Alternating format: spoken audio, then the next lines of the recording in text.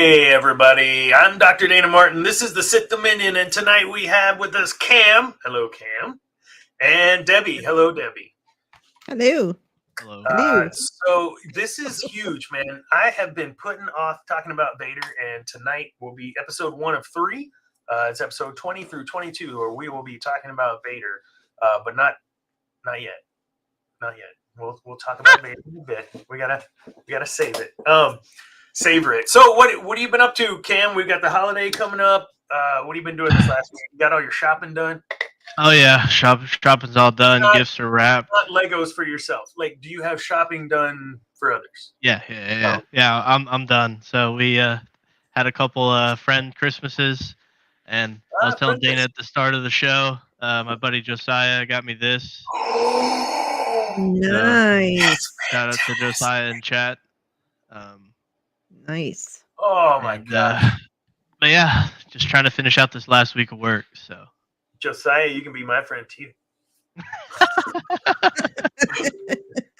Debbie, where are you at? You got your stuff done? Yeah, they're not wrapped. I've got the last 3 weeks of the year off, so I've just been a slug, pretty much, watching movies and shows and whatnot. Does the high-powered businesswoman get the country boy in the end of those movies? Like they all? I don't watch those movies. No, that's not me. I've watched a couple of Godzilla movies. I've watched a couple of Christmas movies, but they've been more like last night I watched Jingle All the Way, and I've watched White Christmas and Gremlins. Heck yeah. Some of the shows we talked about last week on the holiday special. Yes, exactly. So I'm saving Die Hard for either Christmas Eve or Christmas Day. So we'll see. Heck yeah. So we're going to talk a little bit about some news outside of the Star Wars world, but certainly within the Disney world. And that is about Jonathan Majors. No longer going to be Kang, for sure. And I think the general consensus from what I've been reading and some of what we've been talking about is, yeah, I'm glad Disney waited until an actual verdict before moving forward with destroying someone's career or allowing them to destroy it themselves. Unlike with Johnny Depp, where they just said, you're screwed and that's dumb and all that happened. So, I mean, where do we see this going?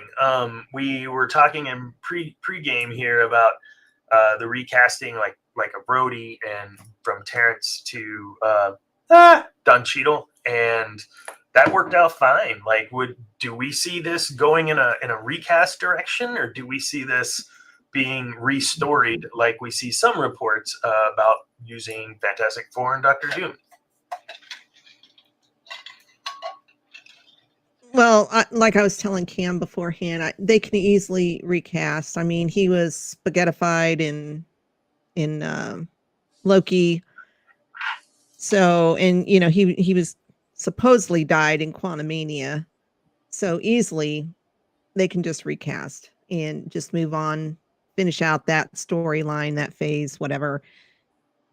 And and like you said, they recasted Terrence Howard. How many times have they recasted Hulk? They recasted Red Skull. I mean, they've done it several times in Marvel, so I don't see why they can't do that. I know a lot of people are. Go ahead. A lot of people. Well, the fandom is pretty divided. Some of them want him to move on to Doctor Doom. I don't think they're ready for Doctor Doom yet, because I know that it possibly could be down the road. And I think if they rush it, then nobody's going to be happy. So if you have like in Loki or the whole multiverse thing, just because Loki was Loki in our timeline or whatever, another branch has Loki as a female or Loki looking like something else. So I think it's open to recast and it fit just fine. There's many of me coming, or whatever he says in season 2. I don't know. What are your thoughts, Cam? And I agree. I think it'd be an easy recast. I would like to kind of see them finish out that story arc, but I think Kevin Feige is all in on getting Fantastic Four and Doctor Doom, and I don't know if that's the right direction to go because I think it's just a simple recast and finish out the story. So. Yeah, and I think there'll be some fandom that's not too happy. Like you said, Debbie, I think they're kind of divided. Some of them want to see this play out. What's the end game of this, right? Of this phase, and don't rush jumping into. I think we can all agree. Don't rush into, throwing out a piece of garbage just because you need to put a movie out into 2025, right? Right. Man, so how do you think? How do you think these things coming out impact? This is a just different question, maybe. When these things start to happen or start to come out, how does the organization react? I mean, we've seen them react in Disney's case, extreme on both ways. How do you know? How do you deal with that? I don't know. It's a question that I don't own I own my own business, but not like that. Like if I'm the only employee, if I screw up, it's me. I know that we work in different industries that stuff can happen at the top within your org, and how do you handle those things? How does the company handle those things? And so it's easy to armchair it, I think, and say, oh, they should have or shouldn't have. But I don't know. From your perspective, what would you think of, like, within your, if you were in control, like, what would you have done in the Jonathan Majors situation, for instance? I think with how much they had invested, like in his character, like him playing all the versions of Kang and multiple movies and all this world building, I think they were kind of hoping that.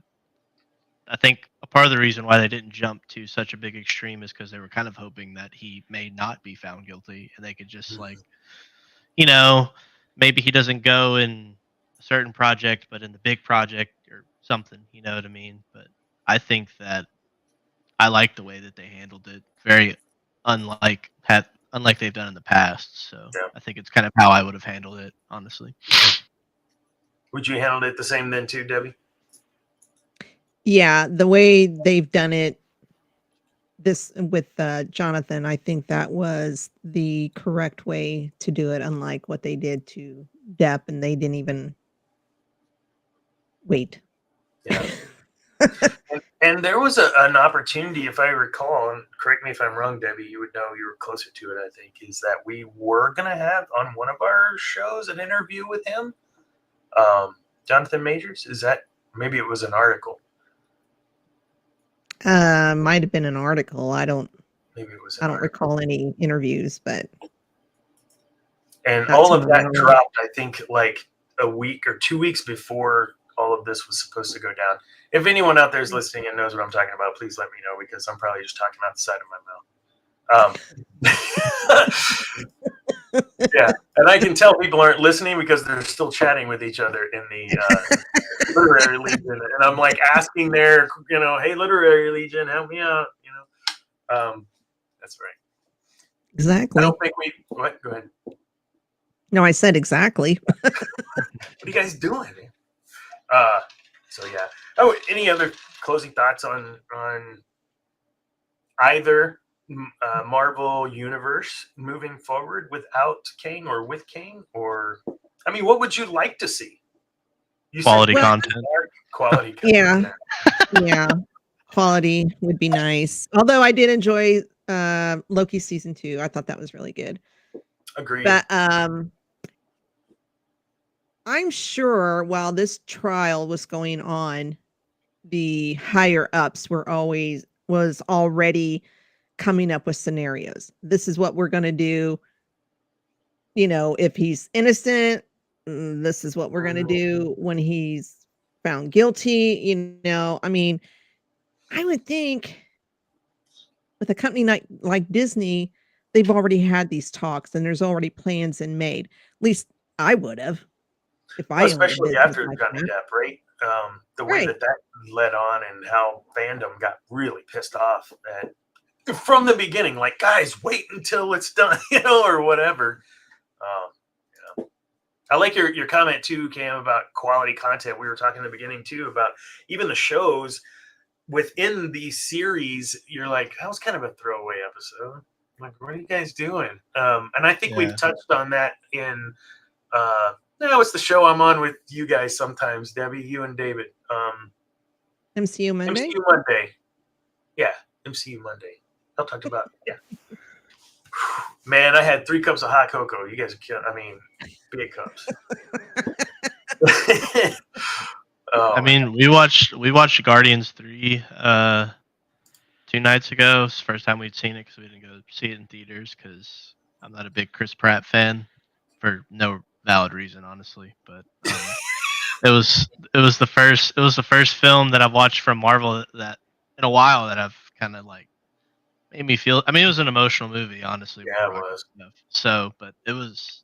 I was like, man, I was kind of bullish on the James Gunn Superman film, but after watching that, I'm like, I think James Gunn can do something. So Yeah. Yeah, he did really well with all of the Guardian movies. I don't think there's a loser in the bunch, including the holiday special, which I've watched twice already I haven't watched it this in the season. last week or two. It's So, fun.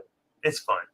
hmm I gotta say the third one is right there for me with the first one as far as quality of story, giving you just action but also emotion. Like, it was just really good. Third one was great.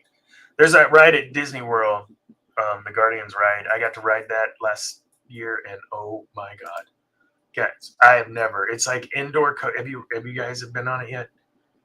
Number one fan. Hello, Josiah.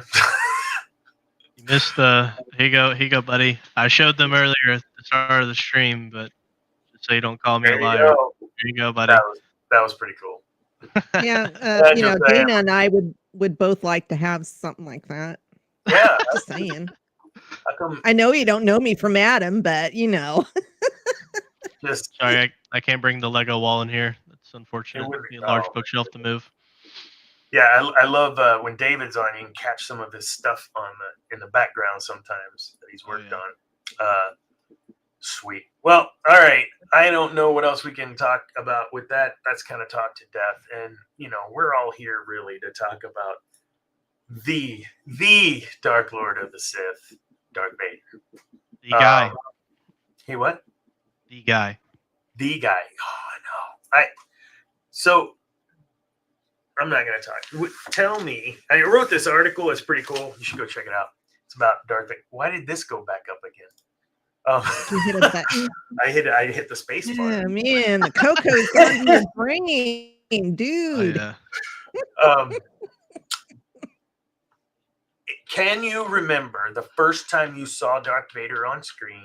1, and if so, 2, tell me about that experience. Either of you can start with that. A New Hope. I was a original trilogy kid. The VHS. Right as he walked through the door, I looked at my stepdad and was like, "Who is this guy?" And I was just infatuated for 2 hours. So I was waiting every minute for him to come back. Oh yeah. Summer of 77. I'm old. Yes, thank you. Yeah, summer of 70. No. I was 13, so I'm old. Anyways, summer of 77, and seeing that, I mean, the theater, we were in South Carolina, I believe, and my brother was stationed there in the Navy, and wherever my brother was stationed, that's where we went for summer vacations. So anyways, theater was packed, and I mean, when he walked through the door, you could just hear a collective gasp. It was just like, holy crap, what is that? Because we had never seen anything like that before. Yeah. What is that? Who is that? who's underneath the mask? And yeah, he was terrifying, to say the least. I need to see it in the theater. I have never seen A New Hope in the theater. I've seen Empire, and I still never seen Return of the Jedi. There's an article about that too. But I really want to see that right there, where he walks in and it on the big screen. Well, I guess I have a Oculus and I can make it big, but it's just different. There's something about that, right? And so one of the things, like, okay, well, villains, right? You have villains all through movie history. From I think one of the more recent mentally scary villains was Agent Smith from The Matrix. Because he could be anybody, and he was so into. It was really good, well written villain. And I didn't feel like we had a villain until around him that would have been able to compete with the grandiose of Darth Vader, if that makes sense. Like, because yeah, when he walked into that hallway, it was like, who is this? Commander, tear the ship apart. Or what? It's like, who is this dude? And he's choking somebody and throwing him up against the. Oh my God! Sorry. But well, and the voice made it even more terrifying, because James Earl Jones has got that really deep timbre to his voice, and I believe he was from theater too, so he has that projection in that the way he talks. Sure. So yeah. Yes, lots of so double scary. No, you're right. And with him, him doing that voice, there, like you can hear it in your ear. Like when you read Darth Vader lines, that's what you hear is that ominous, deep, dark voice. And I don't mean dark, James. You know what I mean? The dark voice. Mm-hmm. It's just it's so powerful.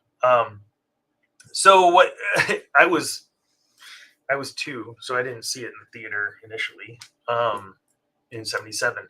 But let's think about this. Is there any other villain in any other book, movie, series, anything that has had the longevity of 40 plus years? I mean, you say the Bible and the devil or whatever, but I mean like an actual villain in media in recent history for 40 years. He's been scary, like terrifying to people. Outside of horror movies, Freddy, Jason, right? Mm-hmm. Can you think of anyone else that would be close to the fear power that I don't know what to call it?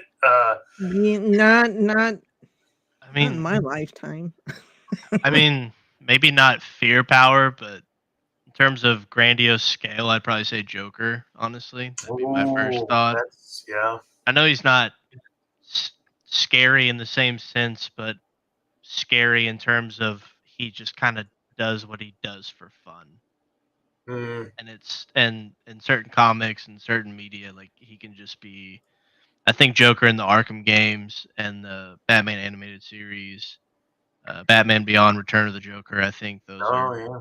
I think Joker might be just in terms of overall recognizable scale in media with Darth Vader, but I would agree. No one in terms of just being scared. Mm-hmm.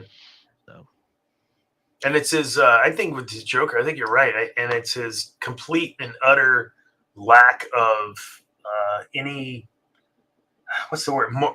Morality, guidance. Like it's this, and whatever I'm trying to do is all that matters. And in that way, very similar to Darth Vader, planning things out, putting plans into motion.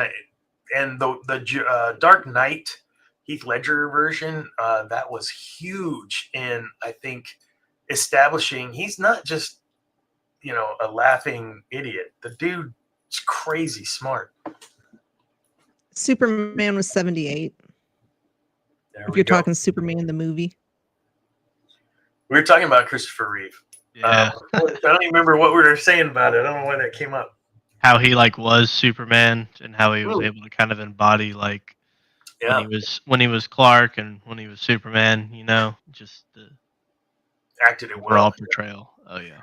Yeah, Christopher Reeve was our Superman growing up. I don't know. They've had like 3 in the last 15 years now or whatever.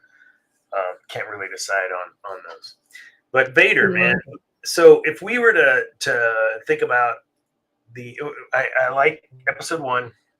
We're going to talk about today more along the lines of how he became Vader, because I think if we can understand how a person gets to that point, then we can understand maybe where they go from there. So being able to understand his motivations later comes from his attachments to his family and things of that nature. I truly believe like that much thought went into creating that, even within the Ahsoka series and within gosh, where else did he show up? Rogue One, he showed up. Um, although I didn't like him in that as much. Be careful not to choke on your aspirations. Are you kidding me? I just can't imagine Yeah. him doing that. But then you Don't get make me laugh. Clone Wars Anakin, right? And that's totally a Clone Wars Anakin thing. Yeah. So let's talk about Anakin Skywalker. Tell me what you think about his relationship with his mother and his relationship with Watto, and how those two things compare and help the foundation of turning him into Vader. I think one of the things I always think about is when he tells I think Padme, he's like she tells him he's a slave or something like that, and he's like, "I'm a person, and my name is Anakin." I think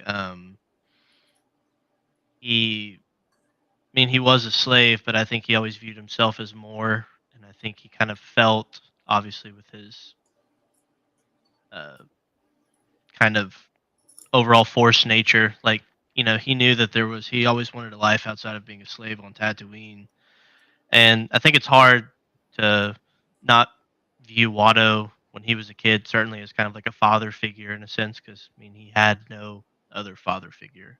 He had his mother, and that's why I think Qui Gon dying at the end of Phantom Menace is so huge because he was exactly what Anakin needed.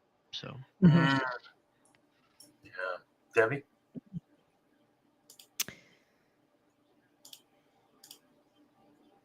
Yeah, the relationship with his mother, I mean, it seemed like everything he did was to make her life easier, in the sense of building C3PO to help her do things around the house or whatever. And they seem to have had a good, close relationship, regardless if they were slaves. And then the Watto thing, yeah, I mean, that was the only male figure that he had, basically. Not that it was a good one, but yeah. but despite of that, he was still a pretty good kid. Yeah. Does it ever say? And forgive me if this is a dumb question. What did his mother do as a slave? What did she work on or work as, or Like a how was she working housewife, off it? clean. Like I mean, was she just like Yeah. a She housewife? I guess. also I can't remember what book it is, but she worked on little gadgets. I don't know, like cleaning, or maybe she did some soldering or whatever their version is in the Yeah. Star Wars universe. But yeah, she worked on little gadgets and whatnot, maybe repairing them or whatever. I don't remember what book that was, but that's what they were referred to Oh, she locked up. her as doing, was, the little, so I think I think the thing I like about A Phantom Menace is that they establish, and you can see it throughout the films, is that the prequel is like he cares, and at the heart, he just loves his family, and he becomes attached to the people in his life that he's willing to do anything for them. And I think that's what makes episode 6 so special, because I think he sees himself, and I know we're going to get to it eventually, but he sees himself as irredeemable Yeah. because he's lost everybody. Like, he killed Obi-Wan, Mother's dead, Padme's dead, and he's like, yes, you're my son, but it's too late for me. And Yeah. I think that's what makes episode 6 so special, because he was just this little kid on Tatooine that loved his mom and wanted to see the galaxy. And Yeah, I mean, he dreamed of being a Jedi. That's what he wanted to do. And so when given that choice of going with Qui-Gon, but yet he was leaving his mother behind, that was a difficult choice to put on a little, what was he? 9? Yeah. 8, 9-year-old. He is too old. What? Okay, whatever. Yeah. Yoda. I have it's my a issues whole with the other Jedi episode. Council. Turd. So we'll talk plenty about that in the next episode for sure. If not at the end of this one. Shoot, I lost. Oh, so Watto. I always thought it was interesting when he came back in Phantom Menace, or no, sorry, Clone Wars, and he came back in Chup Chup Watto and Eddie. Like you could, like he was genuinely excited to see Anakin Skywalker. There was no like, oh, you left me for nothing and for dead or whatever. You took everything. He seemed very genuine in wanting to see him again. Now, the flip side of that is, Anakin could give two shits about sorry, PG-13, about Watto. I really think, like, you sold my month. Like, he didn't care about Watto. Yeah. I really think Watto, though, did have something in his heart for Anakin, because, as you said, he kind of, took him under his wing. He taught him things. He showed him how to, do whatever. He had a natural knack, sure, Anakin did, for tinkering with things. But I don't know. I think he did not feel the same for Watto as Watto maybe felt for him. Yeah, I think Watto had a soft spot for him. Mm-hmm. Whether that was he took him under his wing, or, hey, he can pod race and, Yeah. make me money or whatever he can do to make me money. But yeah, in some sense, I think he did have a soft spot for Annie. Mm-hmm. Yeah, he was right at the same time. And it's interesting when you think about, Luke being however old he was, Rey being however old she was, all of these things in the universe, the Star Wars universe. Nope, too old, but yet they still train them. They still have these problems. Why do you, so you mentioned Qui-Gon. I think we can move into that. Do you think Qui-Gon was too eager, or was it that, oh, I know my purpose, it's to bring Anakin to the Jedi Temple? That's the kind of vibe I got. I don't know what you guys think.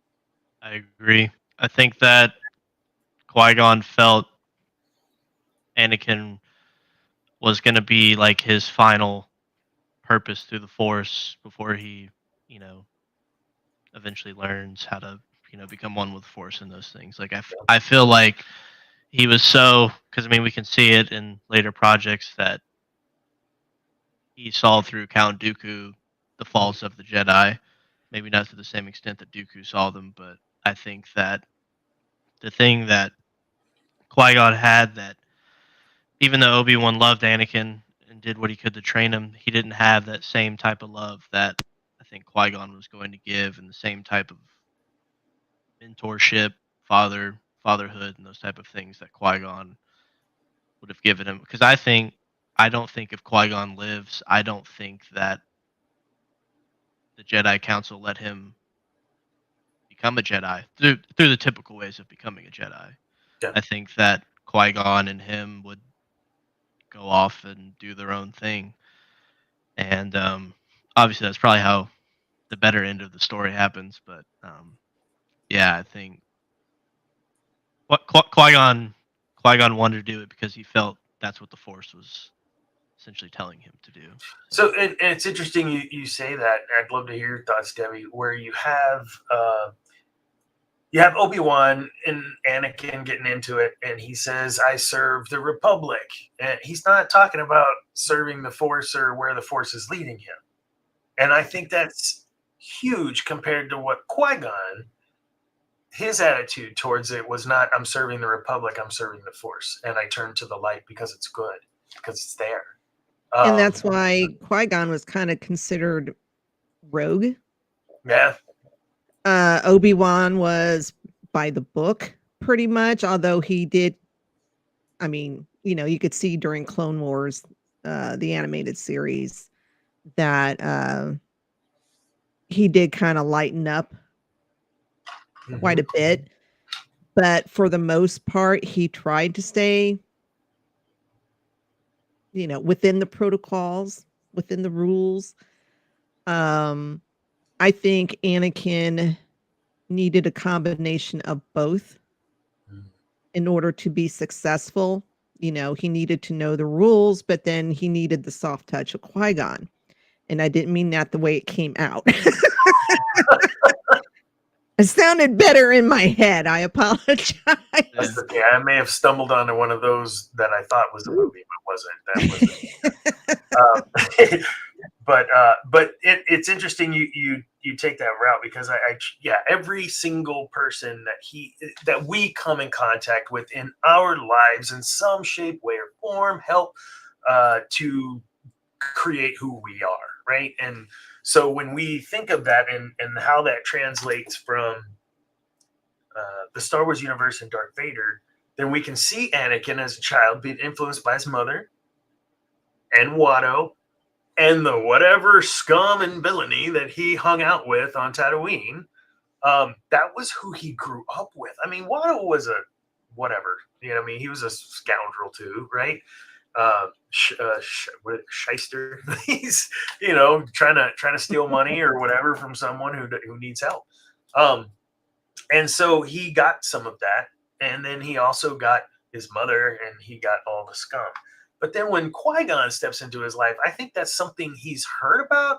I see your laser sword and all of these things, and I believe he would have. I think you're onto something there. If Qui-Gon hadn't died, he really looked up to Qui-Gon Jinn in a very short amount of time, and I would say that's huge. Yeah, go ahead. The impact that Qui-Gon had in that short time period was huge. And I don't think people think about how a short time or just one particular event can affect somebody and changed how their life might go or anything. But it does happen, just spending time. I don't know how many days that they got to spend together, but yeah, it was very impactful to Anakin, and I think he, in that short time period, he idolized Qui-Gon. Yeah, it didn't take much.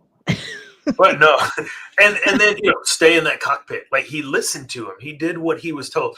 Yes, okay. The whole he said stay in this cockpit. Being a little smart ass. But he stayed in the cockpit and whatever. I think that's a little stretch. But go ahead. Anakin always did little workarounds. This is true. That's where Ahsoka learned it from. Yeah.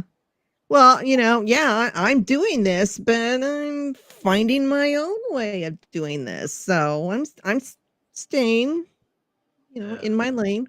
And I think in that short amount of time, he learned some of that from Qui-Gon, because He's straight up. Matt, you'd already be a Jedi. What is it? Obi-Wan tells him you'd already be a Jedi Master if you would just listen to the council. Like, if you just shut up and do what you're told, you'd already be a master. And Qui-Gon's like, that crap don't mean nothing to me. Well, and Obi-Wan said the same thing to Qui-Gon. You know, if you obeyed the rules, basically, you could be on the council. Yeah. You'd be on the council. Qui-Gon was a rogue, but he was a very gentle rogue. I like his style, and I think his style in the seeking, if you will. He was a seeker of truths, Qui-Gon, and a believer in the ultimate truth that there was a one, and that in this case, Anakin was said one. And we know now, in a weird way, that we weren't anticipating he was. You look like you're chomping at the bit there, man. Go. Well, I think too, like another thing why he was so fond of Qui-Gon is because, like we mentioned earlier, like Debbie said, like he had wanted to be a Jedi. That's almost kind of a thing. Like it's not his hero, but he met a Jedi, which would be hypothetically his hero. You know what I mean? And it was kind of like I just met my hero, and he believes in me, and he thinks I'm special. Like, of course, I'm gonna love this guy. You know, this other guy called me like another useless life form. I don't think Anakin heard that per se, but I mean Obi-Wan did say it, you know, and so, but it's kind of like, of course, he's gonna be attached to this his hero that believes in him and thinks he's gonna, you know, be special. I think there's probably also some Force workings in there too. You know what I mean? Maybe perhaps I killed the Jedi and took it from him. Talking about the sword. That's impossible. No one can kill a Jedi. What? Only wish that were true. Some foreshadowing there. Just jinx them. Maybe you should have eaten for breakfast what Sabine ate for breakfast, and you could have taken that saber to the tummy a little better. Oh, too soon? Don't forget Reva. She got stabbed like 4 times. Oh, yeah, and Reva. Yeah. Then he died. Yes, then he died. No one could kill a Jedi. Oh, yeah, watch this. At least he didn't get to see that. I mean, could you imagine how terrible that would have been for Anakin to see Qui-Gon die? I don't know, man. You saw how terrible it was to see Han die and everyone was an adult. I mean, I couldn't imagine having to see Qui-Gon die, being a child, and someone that just plucked you right up and very nonchalantly stole you from your mom. Freaking Jedi, man. I don't know. Headcanon theory, they're going back when Jedi Council doesn't let Anakin be trained in the normal ways. They're going back to Tatooine for sure. Yeah. Anakin and Qui-Gon at least. Would you say that moving to that next tier, so in influence, you had we were talking, was that on the last show? Where was it you, Cam, that said, you know, Anakin went and did what he was supposed to do and talked to Yoda? Was that you that said that? Yes, sir. Yeah. Can you expand on that again? Because I think it's a huge, it speaks largely to the relationship that he and Yoda had. He trusted Yoda and believed anything that Yoda would say. But yeah, sorry, I don't want to talk. Go ahead.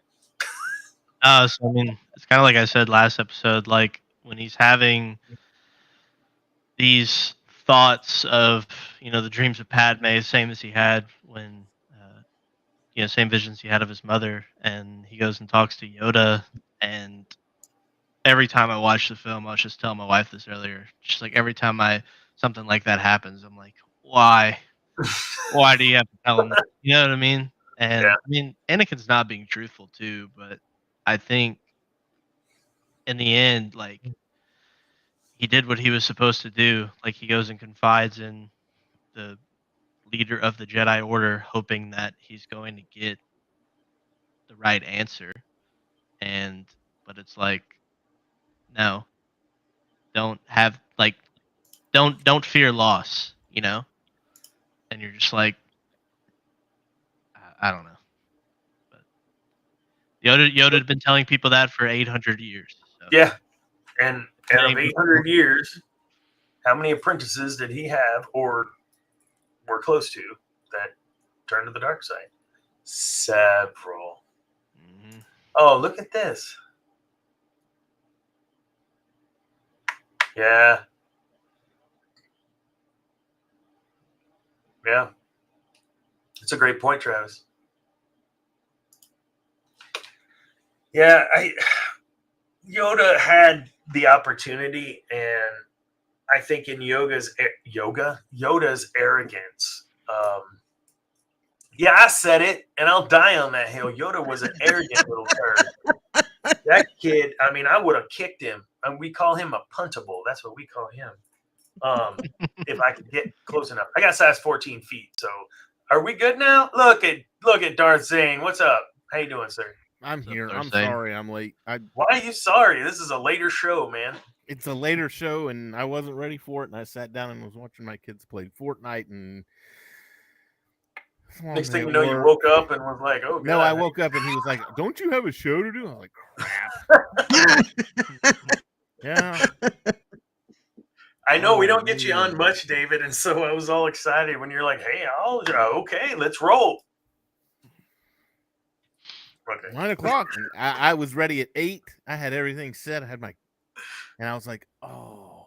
And then I looked at your thing. I'm like, oh, nuts. Yeah, man. I got an hour. Well, I can build some Legos in an hour. Yeah, I pulled you into the stream, and your Lego camera was on there. Yeah, I know. Fantastic. What was the Lego build today?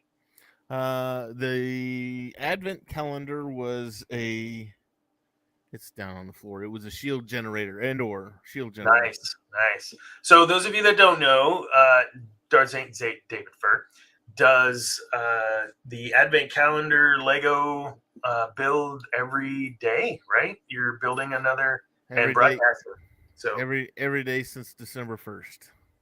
Yeah, you getting Legoed out yet? No. Can't get Legoed out. Can you get Legoed out? Yeah, no, I don't. No, you can't get Legoed out. No, I don't think so. No. Debbie, you're auspiciously silent. Do you like Legos and Star Wars Legos at that? The plural of Lego is Lego, sir. Lego. Lego. It's not Legos. No. It's like goose and geese. Yes. Leggies. No, it's I don't do Legos. My oldest son. What? Lego. Right. it's Lego. Apparently, he's gonna get frustrated. I'm not Lego. going to get Legos. Go ahead. Anyways, I'll say it the way I want it. Damn it. He was very big into Lego, Star Wars specifically. Yeah, he had every Christmas it was some kind of Star Wars Lego thing, and if you still got them, they're probably worth money. I'm pretty sure he probably does. I could be wrong, because I know he had built them and then he was hanging them from his ceiling at one point in one of the places he lived at, because he had a lot of the ships and whatnot. So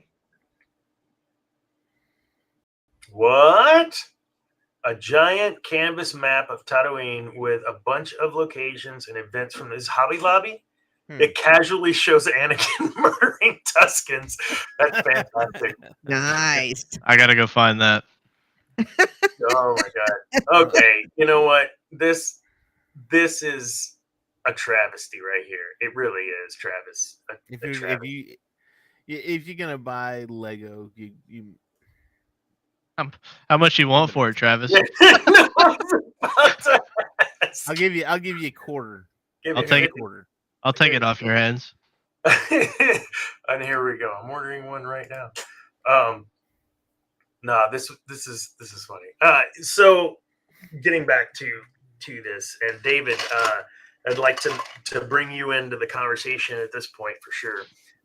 Just to recap, we've talked about him and Qui-Gon and their relationship, Watto's relationship, how these things are forming his psyche and forming his mental state. The scum that he would hang around with, even on Tatooine, working with Watto, his mom, all these relationships. And we were starting to talk about Yoda and how Anakin does what he's supposed to do when he's struggling, and he goes to a master and speaks with him. Now, even though he wasn't completely truthful with Yoda, Yoda was kind of dismissive and like, well, you don't do this because it leads to this. It seemed that he could have done more. What are your thoughts on that scene in particular? You know what the scene is. Yeah, from episode 3. I thought that your comments about Yoda being an arrogant little turd. Oh, you heard that? Oh yeah, I was here. But I thought that was actually I thought that was very amusing. Just because Yoda had that one line. Gosh, and I don't remember if it was episode 2 or episode 3 where they're talking about the Jedi and he's arrogant and doesn't listen and blah blah blah. Oh yes, that's a trait more and more Jedi are falling a thing to these days. And I was like, a trait more and more Jedi, and I'm like, yeah, but you're kind of doing the same thing, aren't you? You're sitting there and I'm Yoda, ha ha ha, I can't touch me, ha ha ha. So I think that was episode 3. Was it episode 3? I was thinking it was. I wasn't sure if it was 2 or 3, but Mace Windu. This is a Mace Windu hate club right here. I'm not a Mace Windu fan at all. Man, count me in. I love Samuel L. Jackson, but not a Mace Windu fan. Oh. Biggest hypocrite in the Jedi Order. Mace Windu looked like he was pissed he had to go to work every day. Like every time you saw him, he was like, no, he's the guy that goes to work knowing he can do whatever he wants, guy or girl, sorry, that goes to work and knows they can do whatever they want and they're not going to get fired. They just go and do whatever. That's Mace Windu. I love that you bring up Mace. It's a great segue. You do this all the time. Talking about the Jedi Council, right? So we've been moving through different pieces of Anakin's life here. There's things that we probably aren't going to speak to, like killing all the Tuskens. It's been talked to death, right? We know that that's a dark side trait. And then he feels sorry for himself and that he, isn't the Jedi he should be, blah, blah. But I want to skip forward because my show, I can do what the hell I want. I'm like Yoda or Mace for that matter. Mace Windu, I thought, at least from on screen that we've seen. Now, I think Clone Wars is a little different in some scenes, but he just, for the most part, is just like, he just doesn't like Anakin, it seems. Like he's just put out anytime he has to talk to Anakin Skywalker. Like he disagreed from the beginning, and so he's going to make sure he's a turd for the rest of his life against Anakin because he's against Anakin being allowed to be trained as a Jedi. I don't know. What are y'all thoughts? Well, I have issue with the council anyways. From the very beginning, I don't think they did right by Anakin at all. I don't have a problem with them letting Obi-Wan train Annie, but if you've read, and I've read a few, I don't read comics, but there's a few I've read, but in the comics, one, why would you tell the child that he's the chosen one? Yeah. Big mistake. 2, evidently they told everybody else he was the chosen one. So when he goes into training with all these other kids, they're all making fun of him. They're all resentful. They treat him like shit. They isolate him for the most part. And so it's like, why would you do that? Why would you do that to that child? It's a lot like and not so much in the movies, but a lot of the times in the books, in the Harry Potter books, there was a huge clique of people that Harry Potter, the chosen one, the Messiah, the Christ figure, if you will, ha ha ha. No. When Cypher tells Neo in the Matrix, he's like, "Did he really tell you?" And he's like, and he goes, "Geez, why would you do that?" What a head trip. Yeah, exactly. I thought of Anakin immediately once I'm revisiting all this, I'm like, holy shit, holy crap, it's too late, Dana. It's live. Yeah, you're live. Don't worry about it. Yeah, sorry. I'm sorry. I cuss like a sailor, so it just kind of pours out. Yeah, I have to restrain myself sometimes. I've had 3 hot cocos and another drink, so I'm cranking. But I think about the parallels there, and you're right too. Harry Potter, like why would you put that sort of pressure on an 8, 9-year-old, 10-year-old boy? Like what's wrong with you? Or a brand new to the Matrix universe, brand new, popped out of the whatever they're called, the battery things, the pods. And then it doesn't make sense to me that you would do that to somebody. And anyone who works with anybody and knows, like, we just hired this dude and he's amazing, but you're not going to go running around telling everyone, hey, this chick's amazing, man, she's going to be able to do this and that. You just, hey, I hired this new person, they're pretty cool, and then you just let the chips fall, right? You don't set them up for this expectation. They're never going to reach it. Yeah, you don't put them on a pedestal too early.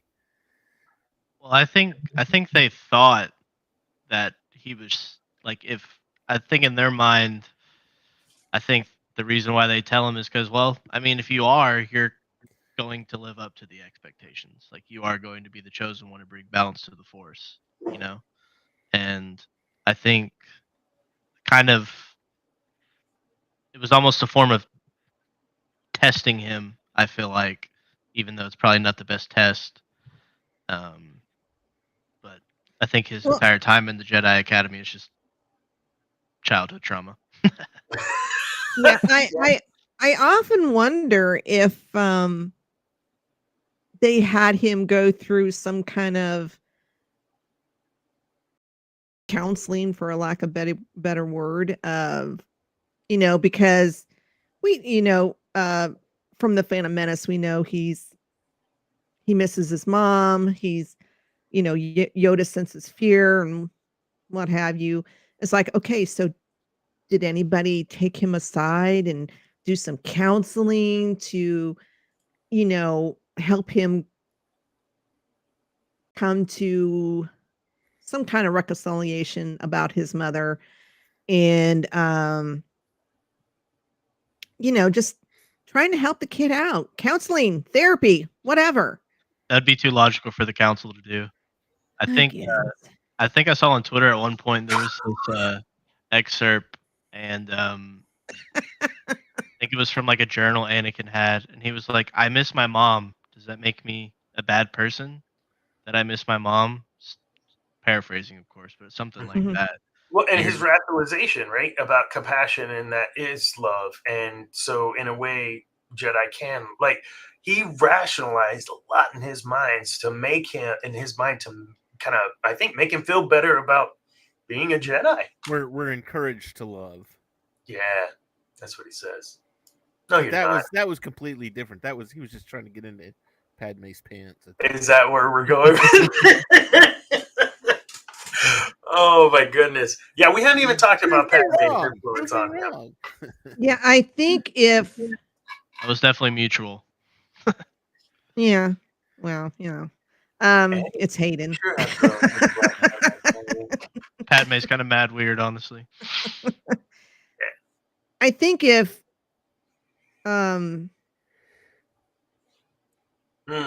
Obi-Wan would have opened himself up a little bit more about his relationship with Satine, and guided Anakin, because he knew there was something with Anakin and Padme. You can't tell me he didn't.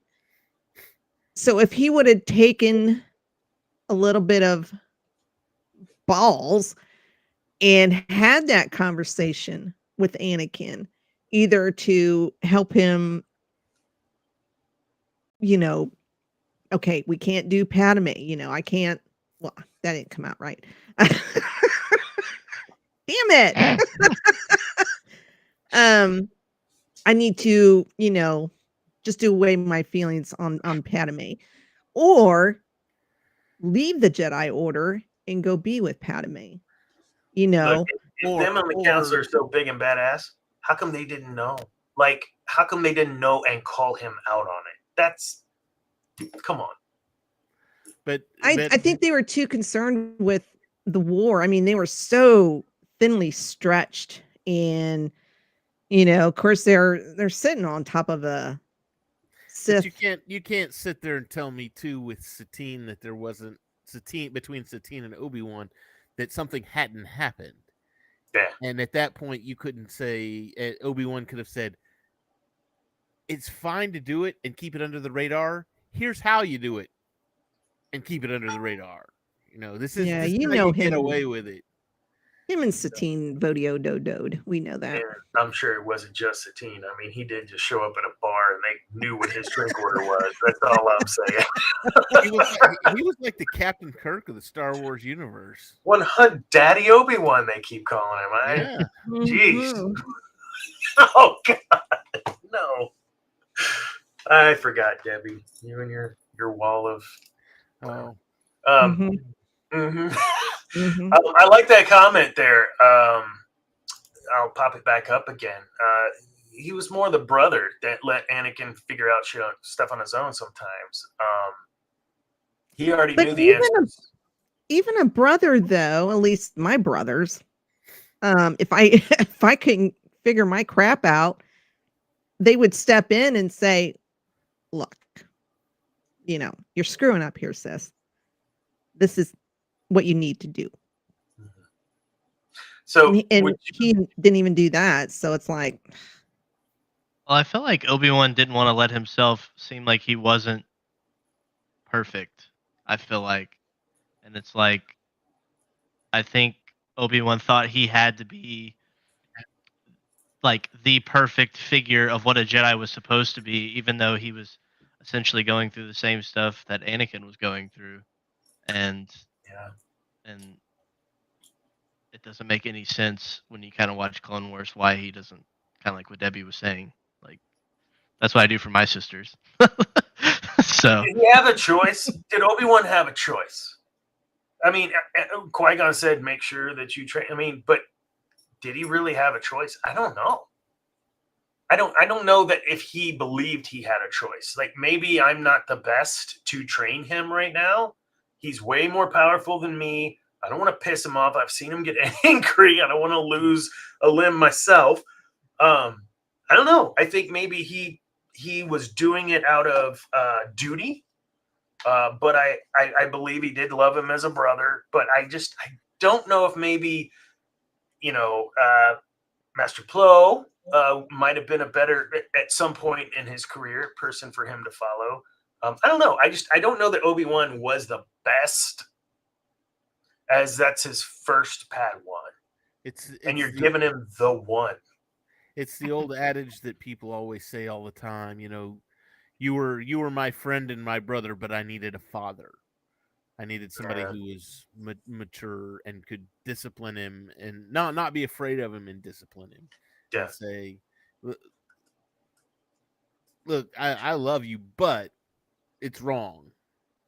And going from Clone Wars to Revenge of the Sith, you have that transition of he's like a father to me to he's like my brother. Like there is a change that occurs during the Clone Wars that we see. If you watch that animated series, you can see that relationship change over time, and them actually get further and further apart due to his, I think, struggles with the Council and struggles with Ahsoka. God, that whole arc. And I mean, we can move into that if you want. The whole Ahsoka being blamed for the bombing and leaving the Jedi Order. Like, I think that had a huge impact on Anakin's psyche, on what he thought he should be doing within in the grand scheme of things. Should I even be a part of this? Because I disagree so wholeheartedly. I think that's one of the major turning points. well, that and the fact that, behind the scenes, Palpy is grooming him True. without anybody knowing from day one, basically, because, at the end of Phantom Menace, he Oh, I'll be watching your career with great interest. Yeah. I You think Yeah, know, you so- messed up on the down low. Now you told the Sith Lord this is the one. Like, I think too. Exactly. I think too. If you watch the movies, Palpatine's the only one who doesn't call him Annie.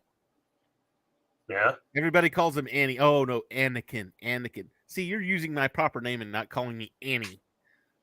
Oh, Annie. You Well, grown and up. and he's probably the one that gives him the most positive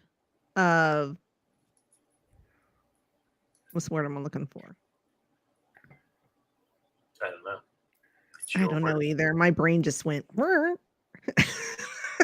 You said you might be asleep when the show started. I didn't know you'd be asleep by the time the show ended. It's senior brain. I'm serious. It's You napped senior before the brain. show like I did and showed up like 30 minutes late. I was trying to stay awake because I was like, if I tried it, if I doze off in front of the TV, I'm doomed.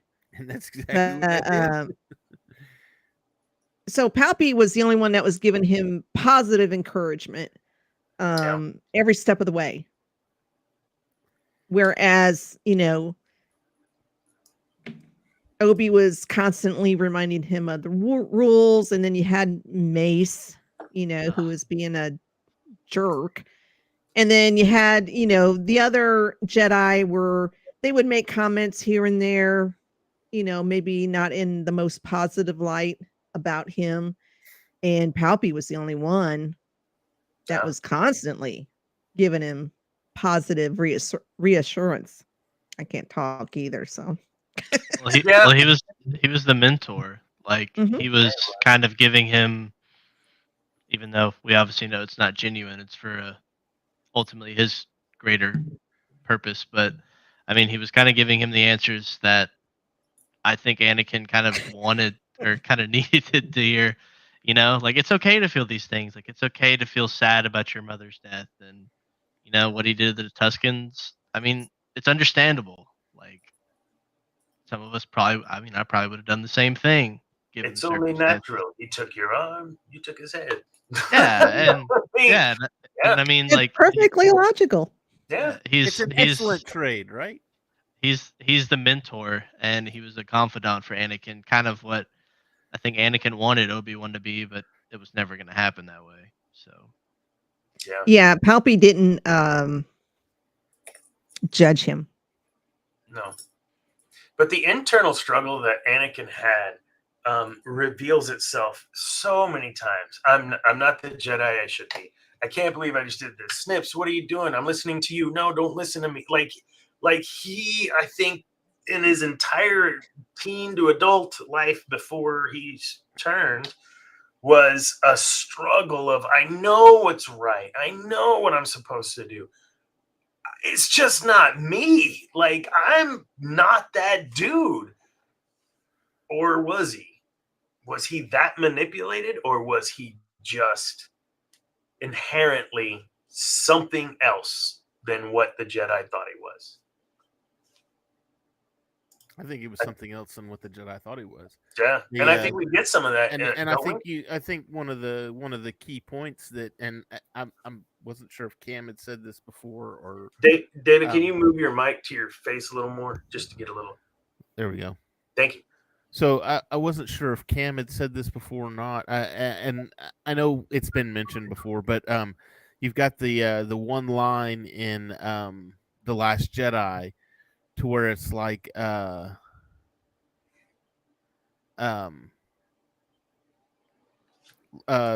darkness rises and light rises to meet it. There was always that the bring balance to the Force. Well, at the point where Anakin was born, the Jedi were in charge. They were running things. They were the dominant force in the galaxy, if you will, the keepers of the peace and all this other stuff. Well, that's not balance. So to bring Anakin in, the force to bring Anakin, or to bring Anakin in, was to bring balance to the Force, and that was to basically, we're going to create somebody that's the bad guy, the Sith, the dark side, if you will, to balance things out, because right now the light's got the upper hand, and that's not balance. Mm-hmm. So, and I think a lot of people miss that, as that You know, there's But always Palpatine was there. well, but Palpatine was there, but it was just Palpatine, and I I was kind of downgrading Palpatine, Darthane. yeah, don't care. That's the Sith architect, man. We got to be careful, man. I tread lightly. Yeah, because you had and I apologize. I always say his name wrong. You had Palpatine and Plagueis. Oh, yeah. Plagueis, whatever. Yeah. Yeah. So.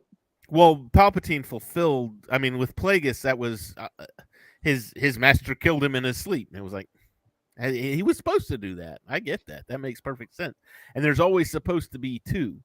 And to bring balance, Palpatine couldn't do it with Maul. I mean, obviously he couldn't do it with Maul because Maul got hacked in half. And it was actually funny. I was thinking about this the other day. You know, it's over Anakin. I have the high ground, but both of Obi-Wan's biggest battles, be it with Maul or with Grievous, it was him hanging off of a ledge on the low ground. But whatever. That's a great point, David. I haven't thought of. What if, out of fear, Obi-Wan didn't teach Anakin everything he knew, so that he could have the upper hand? It's always the I'm gonna teach you just enough, but I'm not gonna teach you all of my secrets because I may need to defeat you someday. I may have to chop your legs off. Yeah. Well, wasn't that the thing when Anakin was like training as a Padawan? He would always, I know it's some comic I think that's come out, but he like had the droid, like he had like a Maul simulator droid that he would was kind of prepping, and that's how he wanted to defeat Obi-Wan in that moment. But I mean, so like Darthane, are you saying like the Force created Anakin knowing he was going to fall to the dark side, essentially? Exactly. Yeah. And Palpatine couldn't bring balance by himself because the Sith with the rule of two and everything, that's not balance. And Palpatine couldn't do it with Maul. He couldn't do it with Dooku. And with Vader or Anakin, that was the perfect balance right there. Let's see, I have an issue with that because Palpatine wasn't exactly following the rules. He had Maul. He was following the rules. He was doing exactly what a Sith needed to do. He was following But he had backups. He had Maul. He had Dooku. I mean, he had all these people lined up. Yes, but like for instance, Dooku and Maul were both Dark Lords of the Sith. Okay, but the Inquisitors, which were all ex-Jedi, Force sensitive, that Palpatine is the one that went out and grabbed those folks after Order 66.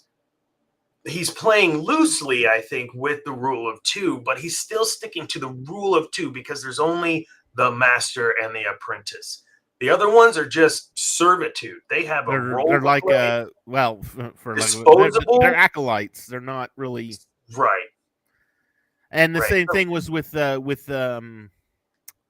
I can't even think of her name. Ventress, because Ventress was the exact same way, but you could not have Ventress being a Sith Lord. That's why they referred to her as many times as an assassin, a Sith assassin, because she could not be a Sith because there was already the two of them. That's right. So like, in the sense of the Force, I guess, creating Anakin, knowing he's going to bring balance, do you think, I mean, obviously him, like, do you think the end goal, like the Revenge of the Sith game, the alternate ending, if he doesn't burn and he kills Palpatine, is that thus not, like, bringing balance? Because, I mean, like, you know, I don't think I'm explaining it very well, but it's like, I don't get if the Force created him knowing he was going to bring balance, but Palpatine is still comes back, you know? I don't know. Yeah, I don't really know where I was going with that. I don't believe that, like, the Force knew. I don't think the Force is omnipotent or cognizant of paths and whatnot. I someone can tell me I'm an idiot. I truly believe that the Force was trying to bring balance by creating an individual that could walk the line and be a balanced individual. And we see the potential of that with the whole Mortis father sister brother arc in Clone Wars. And I like that's what it knew. It collective Force was trying to do.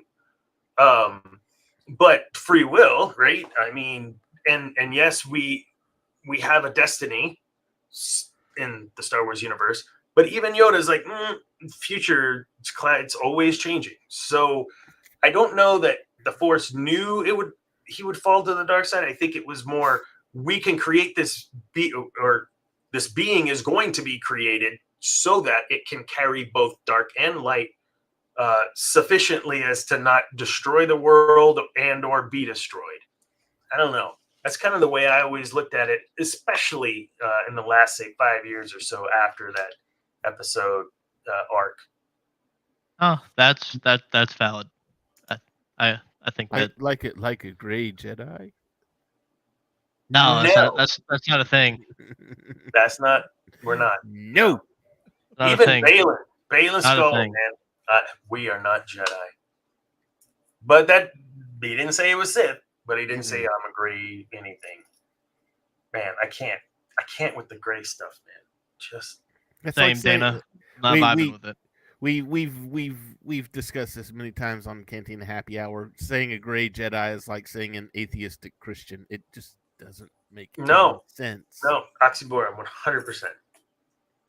So moving into we're gonna save the battle for next week.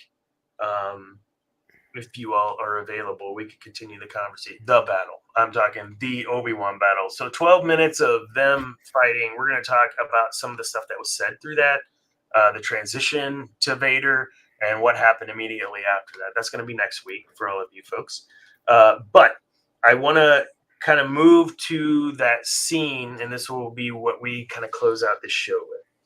So the scene where Anakin is watching the Senate building and all this and whatnot, and then Padme is watching. Everyone is just in this state of tension. the music there was amazing. Oh my god, you felt Padme's Reminiscence, I believe, is what the piece was called. Rumination. Top three scene.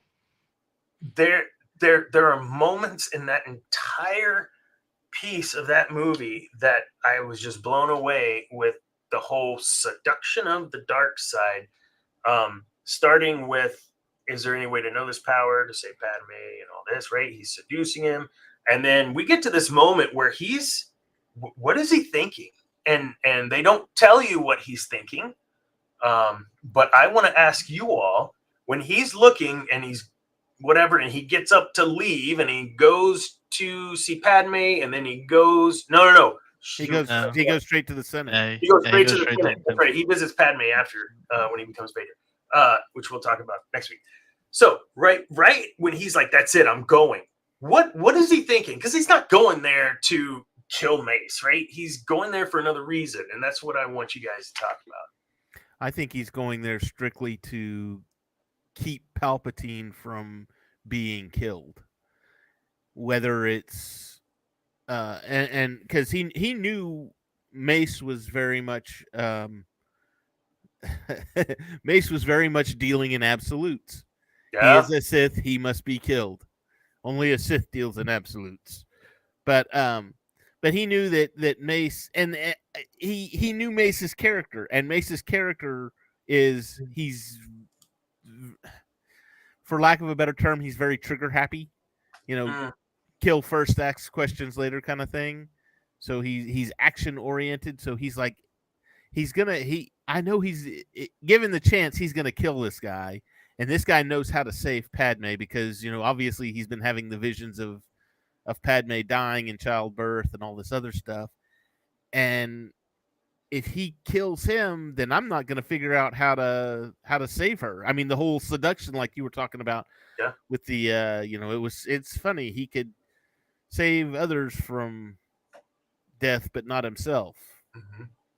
So Yeah. he needed to know, and this isn't touched at all in the movies. It's in the novel, which the novel for Revenge of the Sith adds so much Mm. to the seduction part of Anakin. And one of the big things was that Anakin was attempting to save Padme. There was a document or something in the Jedi archives that he was attempting to access that was going to show him how to use the Force to do this, how to prevent this death from happening, the death of Padme. Well, he couldn't. Only a master could access the file that he needed. Well, then all of a sudden he's on the council. It's like, oh, I'm on the council. I'm going to be a master. I can get at the file. I can find out what I need to find out. And of course, the whole meme thing where we grant you a seat, but we're not making you a master. He's like, and that's why he was so pissed off about it. It wasn't because he wanted the power. It was like he wanted to get into that library and save Padme. That was the big thing. And it was like, okay, well, you've cut that off from me. You said I can't have that because I'm not a master yet. So now this is my only route. This is the only way I've got to go. This is the way I've got to do it. So yeah, it's like, yes, you're 2 pieces of bread and a piece of meat, but you're not a sandwich, you're a hot dog. I mean, that's essentially what they told him. And he didn't want to be a hot dog. He wanted to be a sandwich with everybody else, with the lettuce and the tomato and the mustard. No, just a hot dog. I know it's a silly thing, but it actually is what I've always thought of, is that he thought that the title was what was going to give him, yes, access, but was going to give him the validity and credibility and like, okay, yes, now I am the Jedi I should be. I am now a master and I can be the most powerful Jedi because I serve on the council. All the things that he was led to believe by the Jedi, that you're the one and this and that, but we're going to hold you down. Why would you do that to somebody? Tell them they're all this, and then don't let them try to achieve that. Sorry, unless you're afraid. Mace. Yeah, they don't trust him, or Mace doesn't trust him the most. Sorry, I got off topic. But yeah, so what about you two? What was he thinking? What did he want to do when he went to the Senate? For me, when we're talking about the scene where it shows him looking towards Padme and she's looking towards the temple or whatever. I mean, he actually did the right thing. Once he found out Palpy was the Sith Lord, he immediately went and told Mace. And, kudos to him. So when Mace says, okay, well, a bunch of us are going to go over there and confront him, blah, blah, blah, blah. And then, I kind of agree with Dave, where he's probably thinking, but what if he can't be, he's a Sith Lord. What if he can't be brought in? What if he can't be arrested? Mhm. He's a Sith Lord. I need to save Padme. And I think he started having second thoughts, is what he was thinking, because he loves Padme so much and doesn't want her to die, wants to save, the baby too. So, yeah, when he's looking off, I think he's running all these scenarios in his head and coming to the realization that I don't think I made the right choice. Well, and go ahead. decides to run off after him. So Yeah, his piece in that, I think he wanted to be there again to show, like, Mace. I mean, you brought this up way early, like the father figure of Watto-ish, right? He kind of was a father figure. Obi was kind of a father figure.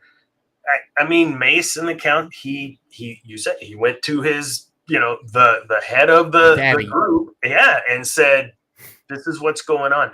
And are you telling me, for 20 whatever years of his life that he spent at the temple or with the Jedi Order, all of the missions he ran, he and Obi-Wan are the only two people that have killed Sith Lords as far as we knew, right? And you're going to have neither of them there? What the hell's wrong with you? Sorry. Mace didn't want him there because he said, I sense Confusion like, or whatever. Yeah. yeah, like your vision Well, spotted, like you're not thinking straight. You know? And Some Obi-Wan was conflict. off on Utapau, so Yeah, he was. That's right. Yeah. Seeking out Grievous. That's right. But that's the same. That's the same kind of thinking. I was watching Empire the other day, and I'm like, there's kind of a problem here because Yoda says you must not go. Only a fully trained Jedi Knight with the Force as his ally can defeat Vader. And I'm looking at it going, so why don't you go, Yoda? You're fully trained. Go with him. He can sit on your lap. You can go with him. Y'all take Vader together. I seen Mandalorian. We'll do a reverse. I know that little thing can sit up there too. There's plenty. We'll do a reverse rule of 2 on this one. 2 Jedi, 1 He's Sith. too old and he knew he was dying. Yeah. I know, right? He's getting He waxed. still had 3 good years left in him. He could have taken Vader. No, he's getting waxed. Yeah, Vader would have mopped the floor with him, man. Yeah. That's my opinion. What do you think, Cam? What was he thinking looking out there? What was his intent when he went there? I mean, honestly, I think he was trying to reason with Mace. Like, during the whole, confrontation, like, he's telling Mace, like, you can't, like, you must stand trial, which Dooku didn't get to stand trial, which is kind of ironic. But anyways, it's like, I need him. Yeah. It's like, don't. Like, I need to know what he tells me that he knows, and I think, he did what he thought was right, and I think too that if Obi-Wan would have been on Coruscant, I think Anakin goes to him instead of Mace, and I think maybe things play out a little differently. But I think he's going there just to not save Palpatine, like to save him, but save him because I need to know what he knows for this purpose. Can you just hold off on killing him for about 10 minutes? Let him tell me this thing. Yeah. Well, like, then you can kill him. Well, like, when Palpatine tells him that he's a Sith Lord, he's like, Palpatine's like, you would like to strike me down. Anakin's like, well, I would certainly like to, because like, Anakin's like, you're the reason for all this. My wife almost died because of you, essentially. Like, you're the mastermind behind this. Like, it's just unfortunate. It's all Mace Windu's fault in my mind. And so if Mace was an influence, good or bad, we know it's been documented, whatever, Vapad or however you say that form, lightsaber form, like you kind of have to tiptoe the line to use that form anyway, because it does use an aggressive technique. So when you look at Vader and you look at Yoda, when he gets pissed off, yes, his eyes don't go flashy because he's a Jedi, but Yoda got pissed at Dooku and when he was fighting him.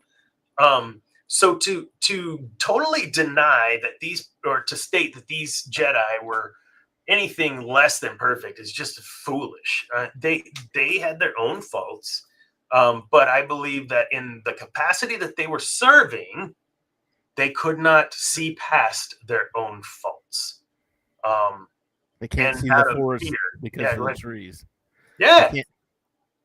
Can't see the force, the force through Tatooine. No, I don't know. Whatever. It's the force through the trees, though. Through Endor. Oh, there you go. I was trying to make that work. That was a stretch. I got it. Not as witty and quick at 10:30 after 3 hot chocolates and a vodka. So, wrapping all this up, because we've been at it for an hour and a half, we could continue on this piece, but we'll save some for next show. Just to kind of recap and get some final thoughts. So Anakin, taken from his mom, the Jedi Order are the ones that did that. Qui-Gon is the one that forced it.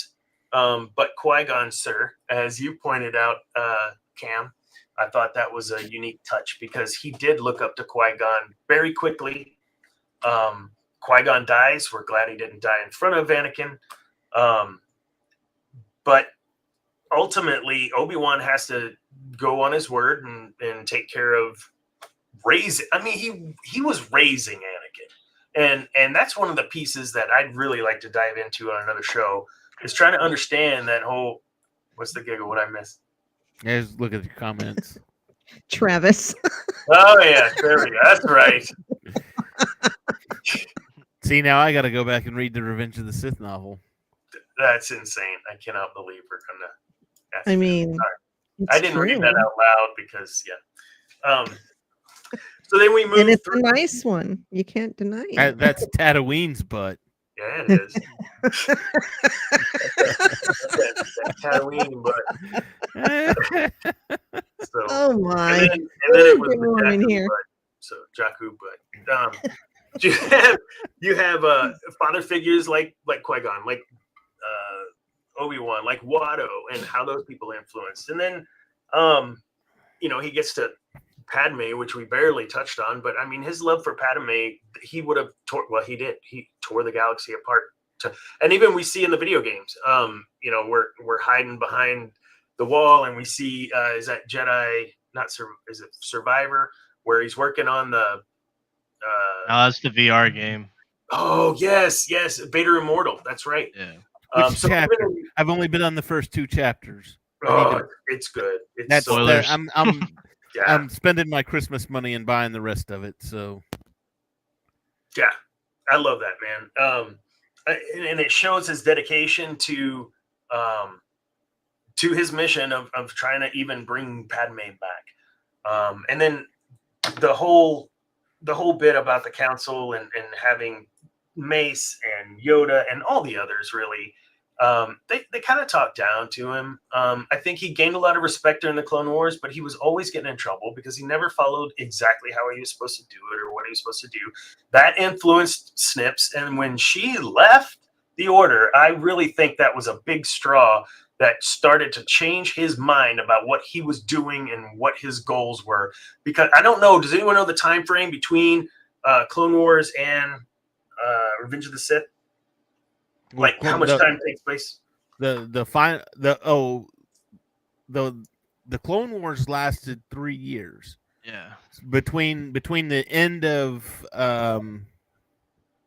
Attack of the Clones, when begun the Clone Wars has, to it's over, Anakin, I have the high ground. That was a 3-year span.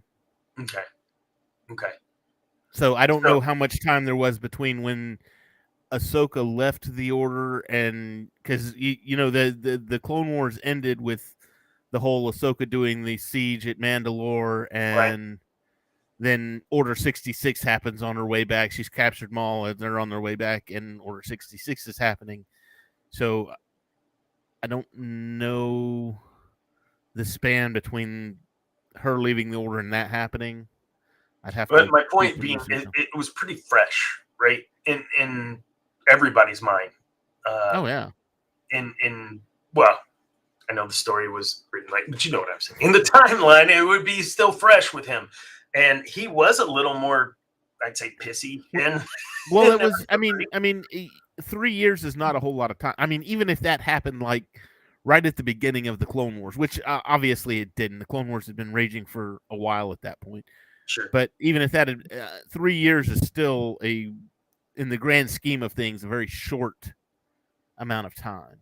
Yeah, agree. Then we moved into Mace and the final kind of showdown with Palpatine and the thoughts and feelings of Anakin. Man, a lot. There's so much to unpack. I had told somebody I was doing a three episode show on Vader, and they're like, "That's it." so yeah, we'll do more later. But for the point and purpose of this one, we just kind of wanted to review him growing up, his influences, what sort of events influenced him, and I think we compared some of that to Harry Potter, Neo, just being told is a whole nother can of worms. When you tell someone you're supposed to be awesome, then you're never able to live up to those high and unattainable expectations. But anyhow, yeah, thank you guys. That was a lot, and hour and a half. This might be the longest show we've ever done. And again, we could probably keep going, but we're not because I'm exhausted. So, thank you guys. Any parting shots about Vader? And like, if you had one thing to say about Vader right before he turns into Lord Vader, when he's Anakin, is there any point that I missed that you wanted to bring up in the show? I'm sure there is. I've got some thoughts about when he actually becomes Vader. I get he's named Vader by Palpatine, but I don't know. I got a hot take. I don't think the guy that slaughters all the Jedi in the temple's Vader, in my opinion. I don't think so either. I don't We're think going to talk about that transition next week. All right. I'll save my thoughts. The transition in the temple, the transition with Padme, the transition with Obi-Wan, and of course, pre-Obi-Wan, the transition in on Mustafar with the separatist leaders. Yeah. That's going to be a good chunk of what we're talking about, because it really does shape the lore and legend of Vader for the rest of the galaxy, really. He liked killing the separatists. Yeah. I don't think he enjoyed killing the Jedi. I think it was just something that well, this is kind of what I have to do. I don't know. I would. Oh no, I wouldn't. Never. Anyone else have a little something to add for this part of his life? The only thing I can say is Anakin as a whole and his fall to Darth, or his rise to Darth Vader, is good choice of words. It's just all a series of misfortunate events. Oh yeah. His whole life up to that moment is just a series of unfortunate events. How much loss can you take before you lose your mind? Well, I lost my mind a long time ago. But I've had a lot of losses too, so I It's mean, not easy, man. I'm not sippy, but no, I mean, don't go Jedi Temple on us and kill a bunch of people. Oh, just you wait. Regretting it yeah. 10 minutes later. Oh yeah, 100%. Like, you can see that. We'll talk about it next week. But like, in that scene right after the mace thing, you could see like he was like, "Oh crud, I messed up big time." Yeah, we'll talk about that. What was this? Another little bit.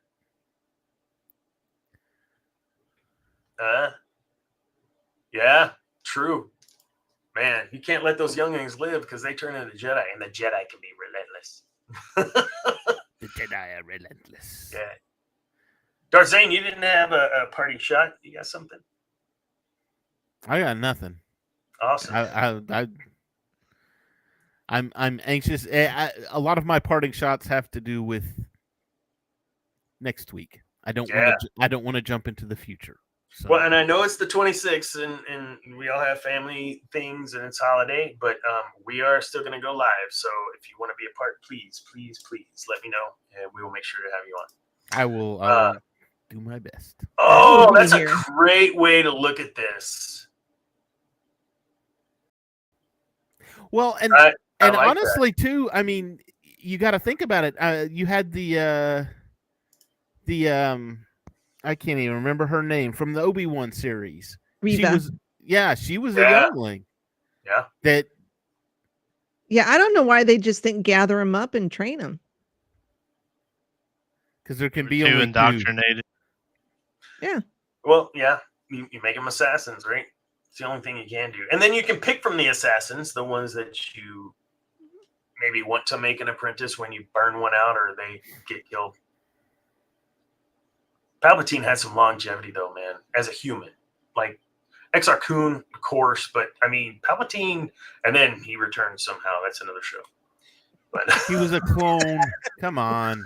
Oh, you mean Anakin didn't fulfill the prophecy? yeah, that's what Current that ma- would mean. Did the current management watch the 6 films prior? Mm. We know Taika Waititi didn't watch any Star Wars. Okay, leave that. So we also talked on the show tonight. We talked a little while about MCU, even though that's not our bag. But Jonathan, Majors. thank you, Majors. Majors. Big news today. So we talked about that for a little bit and what might the MCU hold. So, David, you missed that. Thank goodness, because that would be like stealing from your show, your content. We already we talked talked about it. Oh, We y'all talked about it last night. Yeah. All right, cool. We're Yeah, good. I didn't see that. I apologize. I'm terrible. Oh, God, I swear. I watch your show.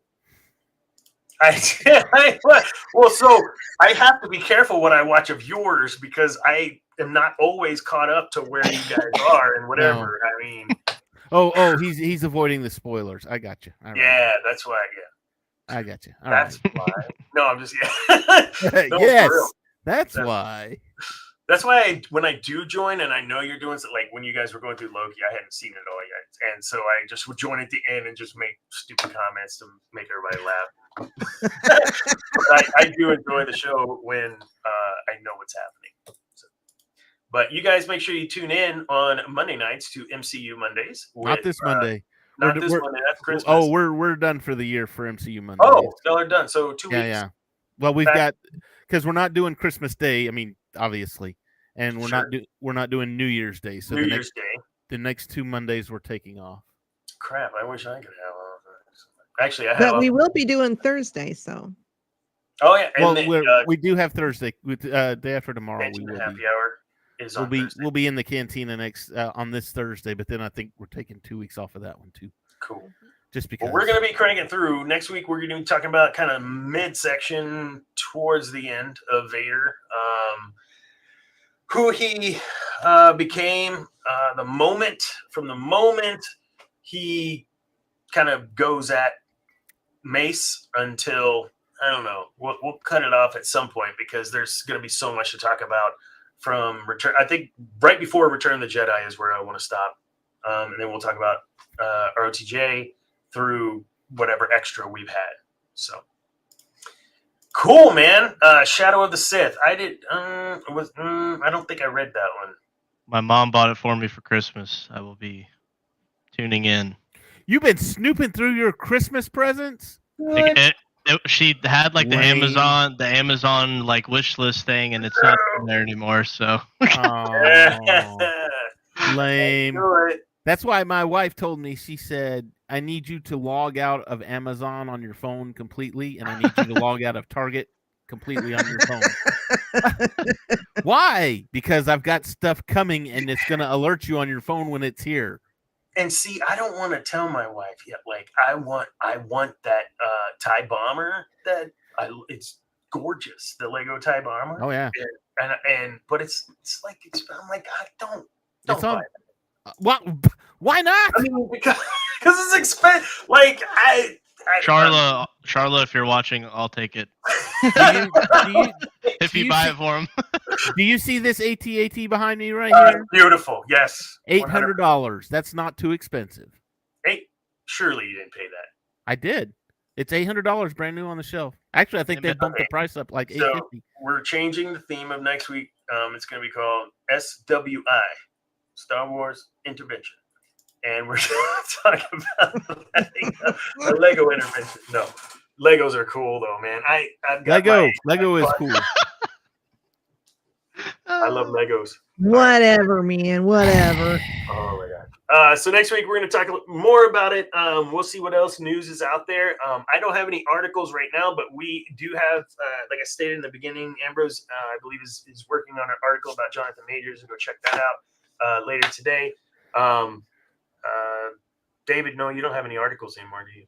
No. Must be nice. I'm going to have to make that plea. But I only have one show, not two. So, there is that. So I'll have to keep writing for a while. Man, I don't have anything else. Just want to wish everyone a great, safe happy holidays. Spend time with your family, loved ones, friends, and friends that are family. And remember those words of Obi-Wan. You were my brother, Anakin. I think that says and speaks volumes to Obi-Wan's character and how much he loved Anakin, and how much Anakin loved him, that he felt that betrayed that he yells, "I hate you." And we'll talk about that next week too. We'll see this lineup next week, yeah? Hopefully. All right. Maybe we'll add Zane. I don't know. Oh, no. Zane's not going to be here next week either, because he's going to be at the bowl game for Texas State. He's marching in their bowl game. Texas State's very first bowl game ever. Nice. So he'll be in that. Wow. Watch for him on TV on the sideline. So, yeah, we'll miss him for 2 weeks. So, suck up. All right. I think that's all I have. You guys have a great night, and we'll see y'all next week. And remember, kids, peace is a lie. There's only passion. Good night.